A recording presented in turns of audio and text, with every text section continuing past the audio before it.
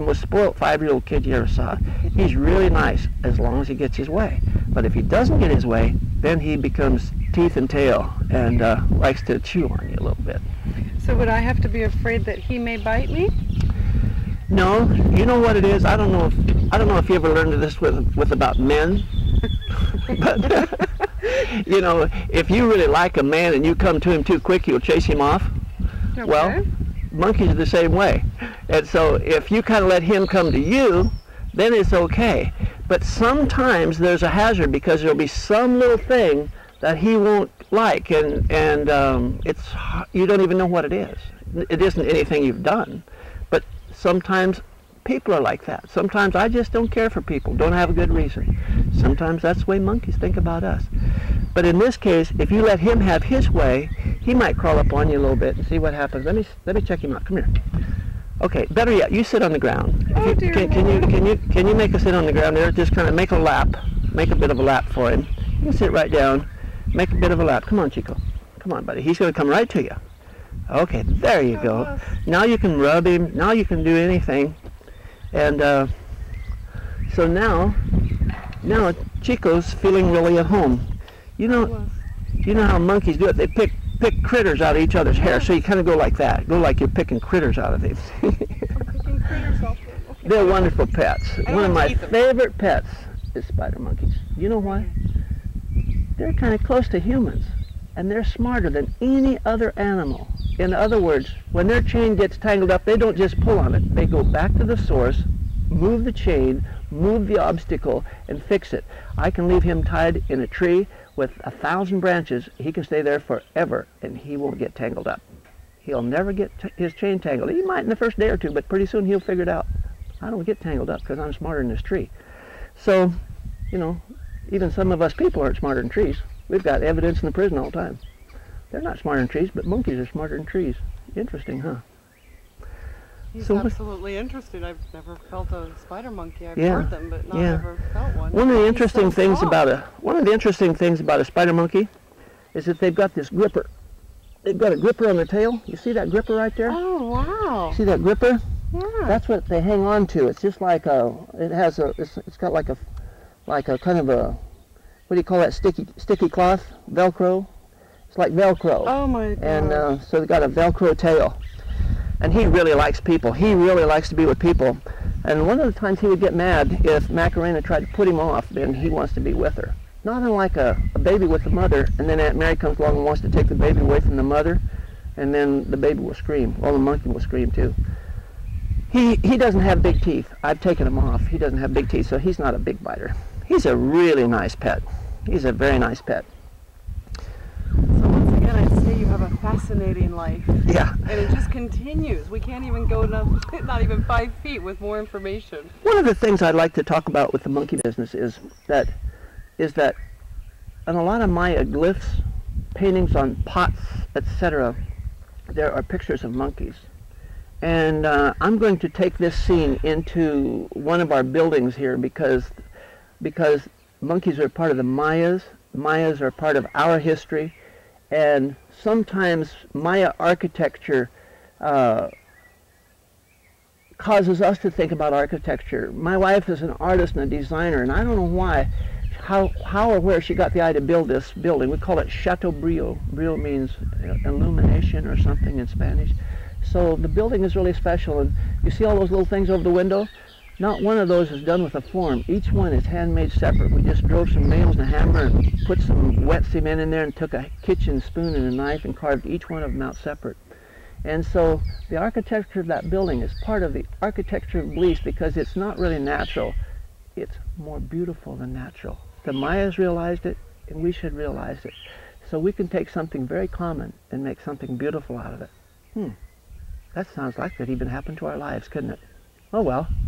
Where are we going now? I think we're going to make the adventure to the horses, but God forbid, who knows what we'll see on the way there. Stay tuned. All right. Come on, Festus. Come.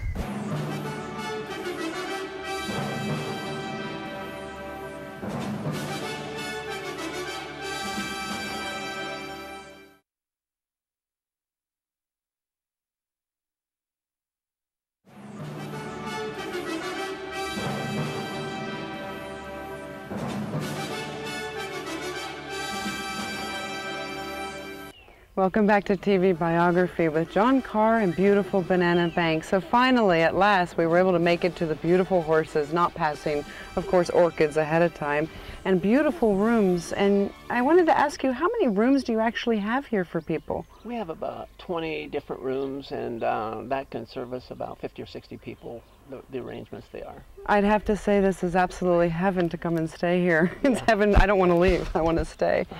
So anyhow, I wanted to speak with you about, we're with horses, and you were talking about horse whispering and things that people perhaps do that can manage their lives better if they listen to how you handle animals, and secrets you've learned. Share them. Well, it's kind of interesting because I've been with horses ever since I was like 3 or 4 years old. And I rode saddle broncs and roped calves for about 15 years. So horses have always been a very integral part of my life. But I really believe that I've learned more about the mind of a horse after I was 60 than I did before, and I'm 65. But in the last 5 years or so, I've been reading a lot about natural horsemanship and horse whispering, if you want to call it that. And I've been studying that a lot and applying it to our horses at Banana Bank. And the change that I see with the ease of doing things, the friendliness connection to horses is amazing, just amazing. So what do you find that people could do in their daily life that they could take that example that you're living and use that? Well, I think basically horse whispering, the horse whispering natural horse concept is, I always try to approach it a little bit like this. In the old days, I was here and the horse was here, and he's got to fall in beside me and line up with me, or else he's got to suffer consequence. I actually would like him to be a little bit afraid. That's kind of what I would like. The new idea is something like this, and the horse is up here and I am here. We're both going in the same direction, but instead of me leading, the horse is going to be leading, and I'm going to be helping him or guiding him to that direction and assisting him, because I'm smarter than he is, or at least I know I can communicate with what's here better than he can, because he doesn't know and I do. So I'm going to help him get there. And by me helping him, he's going to connect to me, and he's going to see us doing it together as part of both of us in some participation.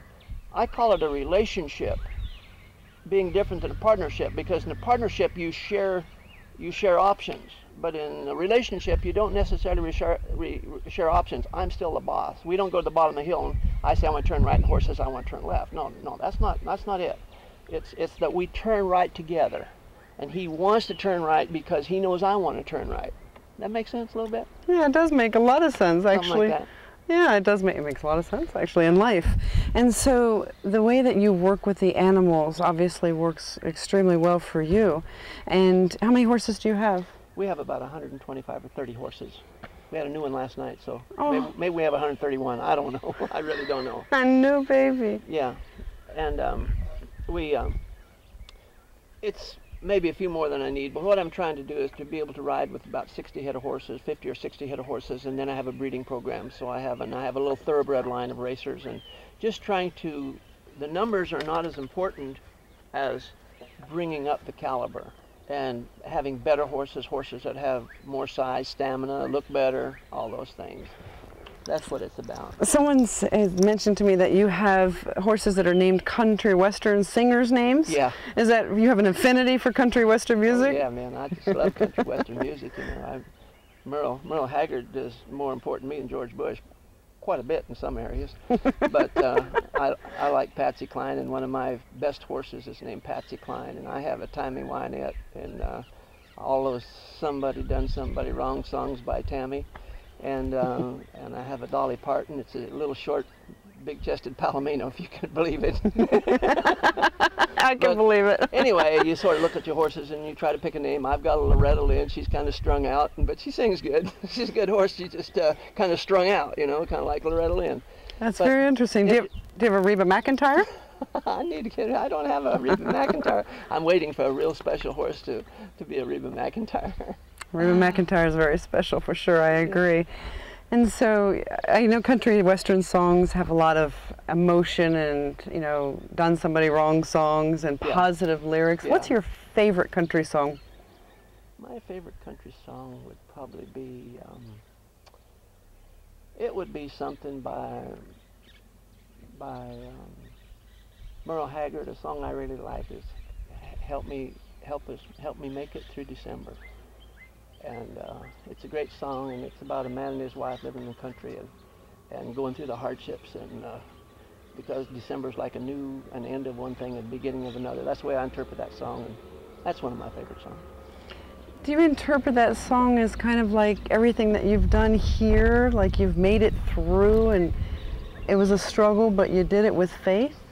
Yeah, I think so. You know, I mean, that's what life's about. You know, you can't think of life as one big compartment. You got to break it up into small compartments and just kind of do it a day at a time, and project at a time, and people at a time, and success at a time. The whole thing about horse whispering is moving from success to success. Can you imagine somebody not getting through the 2nd grade and then going into the 5th grade and being successful? Not really, but a lot of times we do that. You know, we fail at one thing, we raise to a higher level and try that. Well, our chances of winning is pretty slim. So we have to move from success to success. So anytime you're not having success, probably you should back up to where you were successful and go again. I don't know if that makes sense or not, but you've got to move from success to success. Have to. And sometimes, I had a guy tell me one time, his name was Frank Norris. He had a big farm up by San Ignacio called Norland Farms. And I says, "What's your secret of success in Belize?" He said, "Man," he said, "you got to hang on like a bulldog. Don't quit. Don't quit. Hang on like a bulldog. You just got to hang on. But then, if you say it ain't going to work, you got to let go." I said, "Well, when do you decide that?" He said, "That's the deal, isn't it? When to decide to let go and when to hang on." Well, that's goes back to country westerns, aren't it? What's that, Kenny Rogers and the Gambler, you know? You got to know when to hold them, know when to fold them, know when to walk away, know when to run. It's all part of it. And that, I believe, is what Tom Dorrance is talking about when he talks about natural horsemanship. It's something about a feeling, and it's really hard to describe a feeling. The feel. How do you describe the feel? It's very difficult to describe a feeling. I mean, emotions, love, whatever, hate. How do you describe feelings? It's really difficult. How do you decide when it's time to walk away and when it's time to stay put, you know? Anyway, but it's the feeling. We've all experienced it. But I think it's like, if we are aware of what's going on around us, if we are aware of what's coming from that direction, and I move, and I stay put. I don't change because of that direction. I don't change because of that direction. I don't let that turn me. I'm running. I got to be in charge of that. I can't be moved by what that person said or what that person said or what that person did or what that person did. I don't know. Kind of all crazy. It's not crazy whatsoever. Yeah. It's actually incredible wisdom. Stay focused on your path, regardless of what happens around you. Yeah. Yeah. There's a real good example of that I use sometimes. It's about being a survivor. And to be a survivor, you have to recognize very quickly those things that won't hurt you. To be a survivor, you recognize very quickly those things that won't hurt you. For example, boa constrictors, Tommy Goffs, or fer-de-lance snakes.